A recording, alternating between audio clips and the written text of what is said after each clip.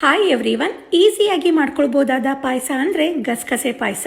ತುಂಬಾ ರುಚಿಯಾಗಿರುತ್ತೆ, ಜೊತೆಗೆ ಆರೋಗ್ಯಕ್ಕೂ ಕೂಡ ಒಳ್ಳೆಯದು. ಒಂದು ಪಾತ್ರೆಯಲ್ಲಿ 3/4 ಕಪ್ಪಷ್ಟು ಬೆಲ್ಲ ಮುಳುಗೋಷ್ಟು ನೀರು ಹಾಕಿ ಚೆನ್ನಾಗಿ ಕುದಿಸಿ ಬೆಲ್ಲನ ಪೂರ್ತಿ ಕರಗಿಸಿ ಇಟ್ಕೊಳ್ಬೇಕು.